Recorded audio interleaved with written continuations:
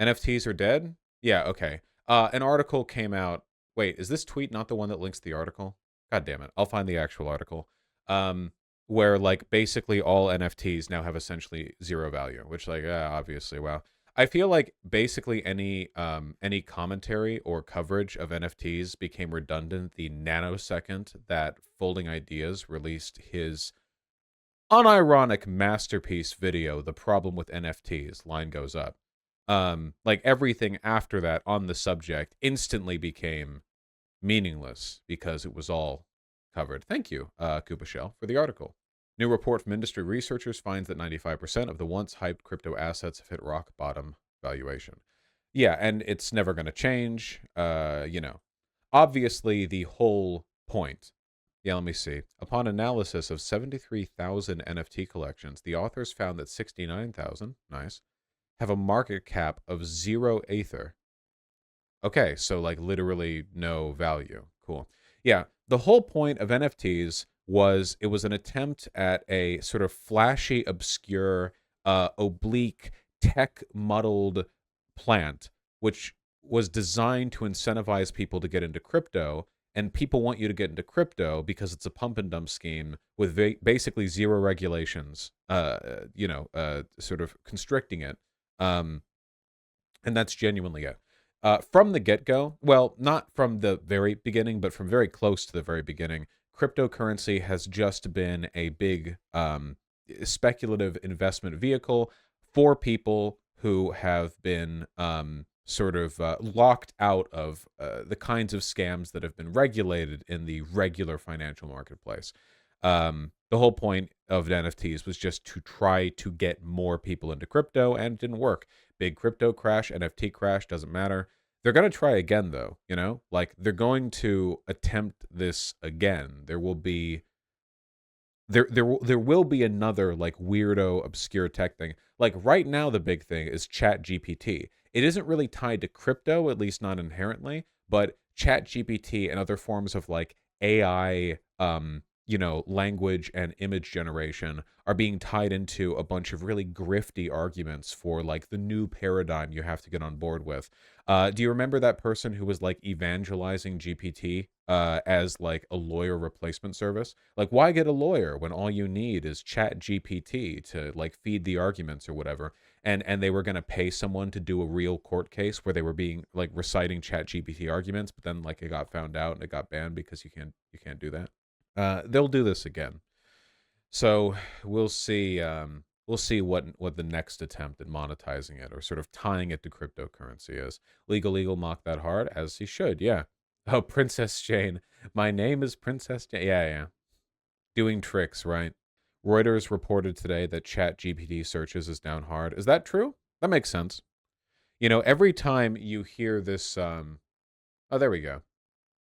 ChatGPT's explosive growth shows decline in traffic, or first decline in traffic since launch.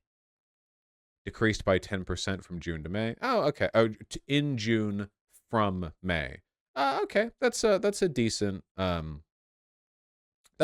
drop off. I just think that like this is the fundamental problem that we're going to keep running up against over and over and over and over and over again with technology. And it's that technology does not give meaning to life. It just doesn't. Art does. Socializing does. Technology can make life easier, but the problem we keep running into is that people try to solve fundamental problems with tech solutions, things that aren't tied to like, well, how quickly can we move from A to B, or how easily can we do this specific technical like objective thing. Most of the problems we face day to day are ones of meaning. They're more tied to philosophy than any like specific empirical goal. You can't really fix like the emptiness that a person feels with a new iPhone. And I think that if anything, tech is eroding the meaning that people feel in life because tech is supplanting by hijacking our dopamine and like neural reward processes and taking us away from social interactions that would otherwise make us happy. People are making fewer friends, spending more time online. That makes people less happy. Technology is impeding these processes, not helping. So ChatGPT is, don't get me wrong, it's interesting technology, even if AI is the devil, and it is. I still think it's interesting, but it doesn't solve these problems. It just doesn't. Doesn't fix anything. Technology can solve those problems, but they're not currently. No, they can't. The fundamental problems we're dealing with are alienation and inequality. And technology cannot solve these problems because we are already capable of solving these problems with the current technological paradigm. Historically, what has often happened is that new technology has done nothing but cement existing biases in place, reinforcing or abstracting them, but not actually fixing them.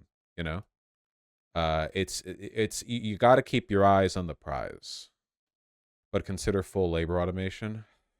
You realize that in the current paradigm right now, if we did full labor automation, it would just mean all of us wandering around a big slum where we like feast on rats for scrap. Like automation is meaningless in the absence of worker rights. We've seen this. So much of our economy has already been automated.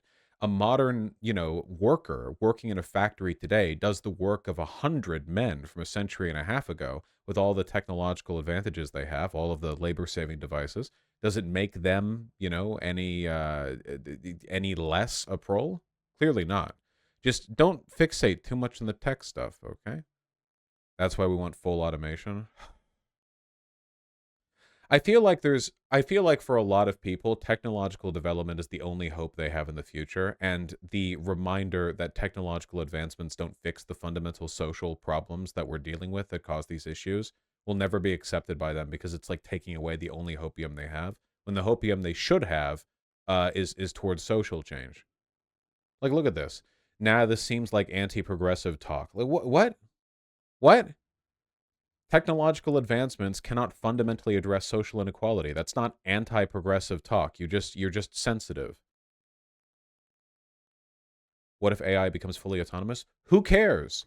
That question is as meaningful as somebody asking, well, under anarchism, who would do that? Like, who cares? It doesn't matter. We don't have it. We might never have it. Doesn't matter. Like, what does that mean? People care too much about technology. I tell you, it's like the people who buy a new graphics card every time a new one comes out.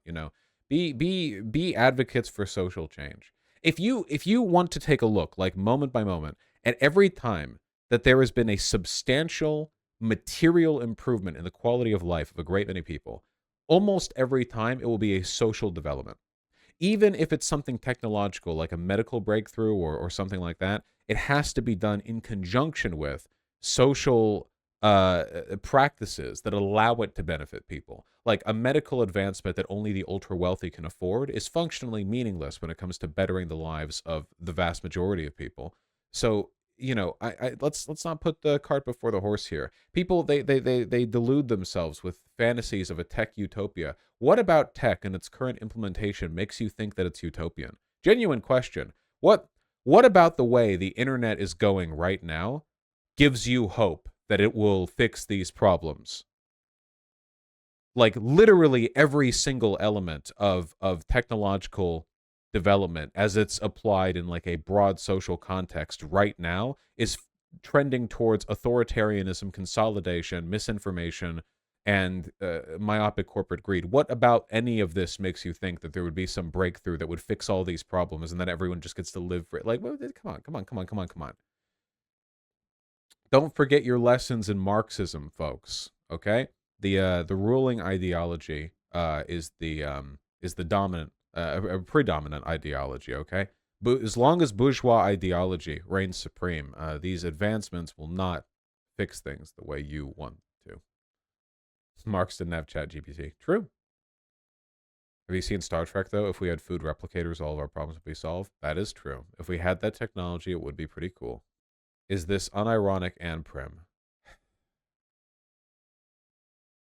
It's like it's tech and AI art. There's just it's a very specific group of people. Bosh, my English professor is so AI pilled it's cringe. Ew, your English professor? Ugh. Bosh, can I come on one time to discuss full automation and stuff like that? No. People always gloss over the decades of war and ruin the Star Trek humans had to go through to get to the Star Trek future. If you want to use Star Trek as an example, then here's an example, okay? The Federation is not the only advanced spacefaring civilization in the Star Trek future. It's just the one, like, democratic one. The Klingons and the Ferengi and the Romulans all have comparable levels of technology, and look at where they are. Have they fixed their problems with technology? Has the presence of replicators and other advanced technology addressed their issues? If anything, I feel like Star Trek is an example of what I'm saying. The Federation isn't how it is because they have the technology. It is how it is because of its social structures. The Borg aren't really applicable. They're not really like a civilization. I mean, they're a hive mind. It's not really the same, but okay. The Federation isn't perfect either. I mean, nothing's perfect. They're better. The Federation also isn't communist. People should stop saying that. Okay, can we be real? All right, the Federation is okay. The Federation was best depicted in Deep Space Nine and The Next Generation, and now, like, everything modern with Star Trek, they just want to make it like another space adventure shit. So now it's all like intrigue, drama, action, or whatever. There's none of the patience or utopian futurism that was present in the previous iterations of the show. It's all like just standard schmuck now, okay? Stop looking at Orville and Picard. They made the Federation have slaves. It's not worthwhile. Ugh. Should AI even ever be considered for personhood like in 50 years when it's general and at human or above level? I'm going to assume you're rather young, okay? Listen, first of all, who cares? Second of all,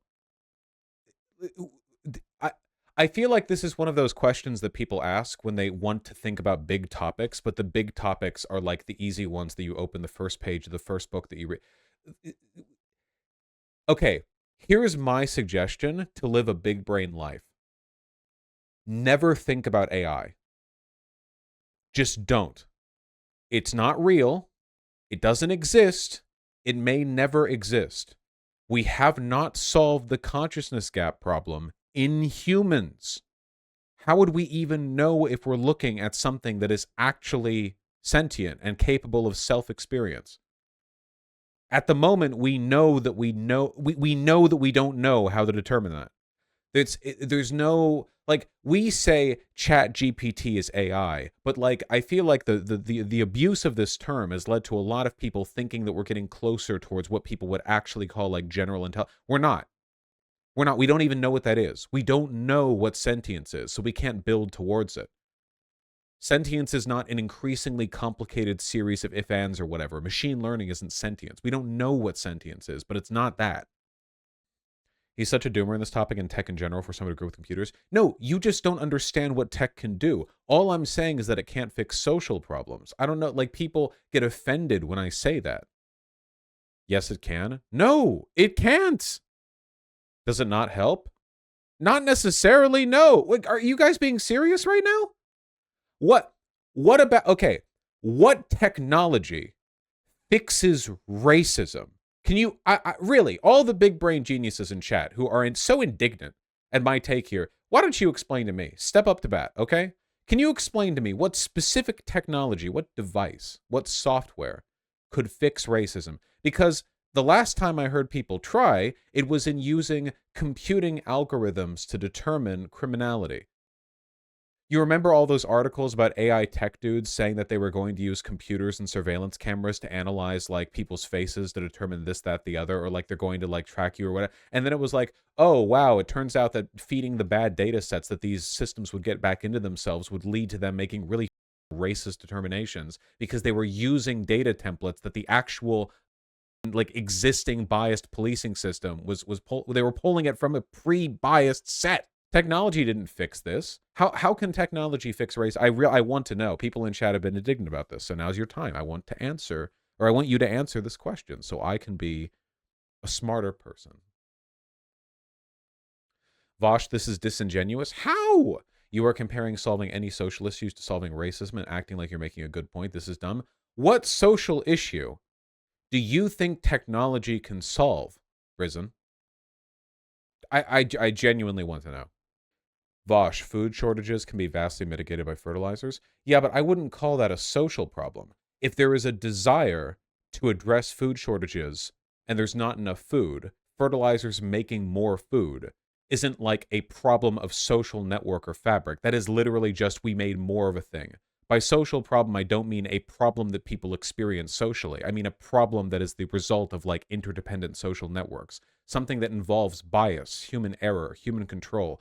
If by solves problems we mean like, well, vaccines solve the social problem of people dying, then sure, okay, maybe I could have been more specific with my term there, but I feel like considering the fact that I jumped to racism as an example of the kind of thing I don't think technology could fix, acting in good faith, you should understand what I mean.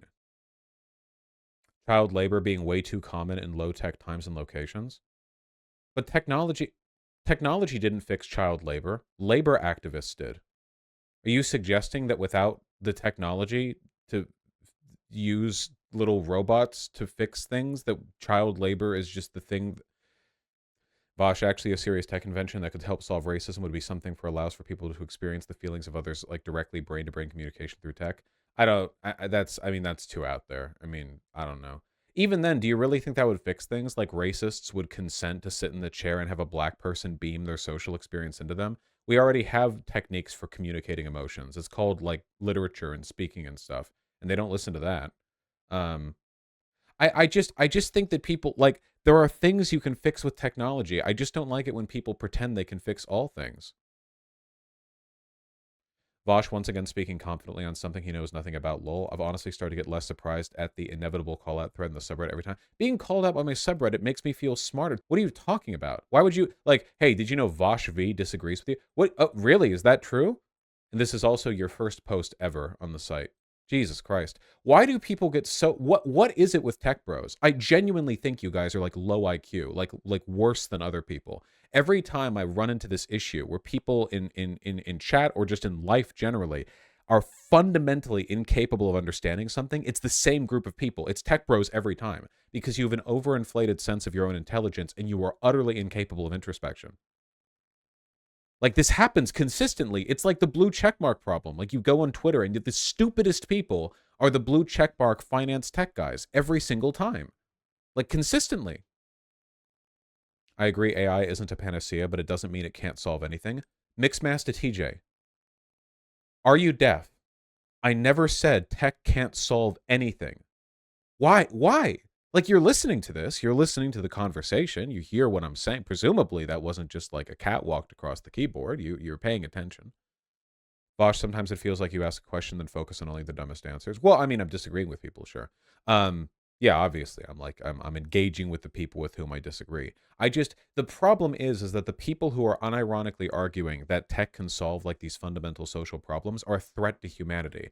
Because you guys, maybe you're one of the better ones because you're in this community, which means you're probably left leaning, so you're less like innately susceptible to these types of things.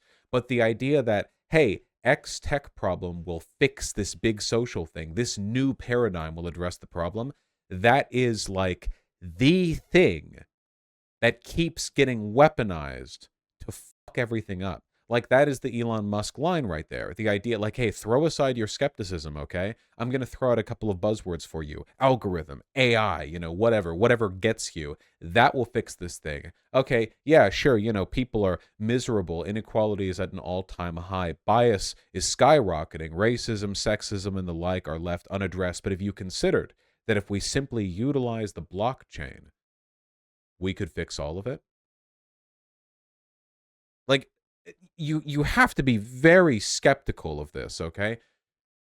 Hyper specificity. The social issues that we're dealing with today are not ones that can be fixed with technology, okay? We don't have too little food. We have enough food, enough land, enough wealth, enough resources to fix everyone's material needs in this country, at least to a baseline level. We can make sure every single person in this country is getting what they need, food-wise, education-wise. We can do it. The reason we don't do it is because the distribution and production systems of this country and the world broadly are controlled by people with very different political interests, the bourgeoisie. That will not change if you increase the overall output. The overall output of society on every level has multiplied. It's exponentially higher than it used to be, but the inequality is the same. The proportional inequality between us and them is greater now than it has been like ever, basically. And that's not even taking into account all of the money in the Cayman Islands or whatever. Technology doesn't fix this fundamental relationship because they're the ones who control, design, and employ it. They're the ones who decide how it's used. So we might have breakneck efficiency when it comes to systems that lead to higher profits for corporations. And we do. We have unmatched efficiency with respect to that particular outcome. But then when it comes to something as simple as the United States Postal Service, or quickly fixing our roads, or high speed rail to connect people, all of our efficiency dries up. We have the tech for high speed rail. Where is it? Where is it, I ask you? We've had it for over a century. Where is it? What technological advancement could fix that? We already have the technology. It's been around. It's purely a social and regulatory and cultural problem. Anyway, look, except for the people I banned, those people, I'm mad at you. Just the tech thing, that really gets my goat. It really, really gets my goat. I don't want people's eyes being distracted from the prize. The reason why people like Elon Musk are so comfortable making statements that at least aesthetically hint at these huge paradigm shifts is because the paradigm shifts that Elon Musk is comfortable being a cheerleader for are either completely imaginary or don't challenge the status quo. Like Elon Musk will talk about revolutionizing everything from the ground up and building a base on Mars and this and that and the other. And what does this change about the society we live in fundamentally? What power relation does this change? How does this challenge the status quo? The answer is it doesn't, like even a little. It reinforces the status quo. Massively so, because you're consolidating all this wealth and power in one single individual, literally the wealthiest man on earth, or at least he was before the Twitter thing. It's like, well, he's revolutionary. He's not revolutionary. He's the opposite. He consolidates. But people think he's revolutionary because technological advancement is the golden calf that many people, particularly Westerners, particularly middle-class white Westerners, lure after because they've given up on social change or don't believe any such thing. A lot of people are born with and maintain no sociological imagination, so they just sleepwalk through life thinking that everything just is the way it is. So when somebody advocates radical change on a social level, like a socialist, that's fantasy, that's ridiculous. But when somebody advocates for a radical paradigm restructuring based on putting everything on the blockchain, well, blockchains are tech, and tech is the one thing that has in your life changed. You were born in a neoliberal hellscape, and you live now in a neoliberal hellscape. In an evidentiary sense, nothing changes socially, but tech does, because you were born to landlines and live now with cell phones. So tech, that's the horse you should bet on. That's the system you can believe in when you want to improve society. That's the metric. That's the medium where change happens. So blockchain it up, And what does this always end up being? A distraction. And by the way, Elon Musk is not even close to being the first. This has been happening for a long time. And I mean long, like before modernity long. The obsession with technological developments as a way of supplanting or replacing social change. I mean, it's more common now than it used to be, but it's always been a thing for at least the past century, from the Gilded Age and onward. The idea that, maybe things are bad right now, but this change will do it. That gets my goat. That gets my goat. That's it. That's all I'm saying. I'm done rambling. I'm done. Hard disagree on this whole take, Vosh. Hope is good, but unrealistic optimism to this degree. That you discard technology as a solution to the human condition is counterproductive. That you would even suggest technology could be a solution to the human condition is evidence of how little you know or care about any of this. Vosh, you actually done? Yes.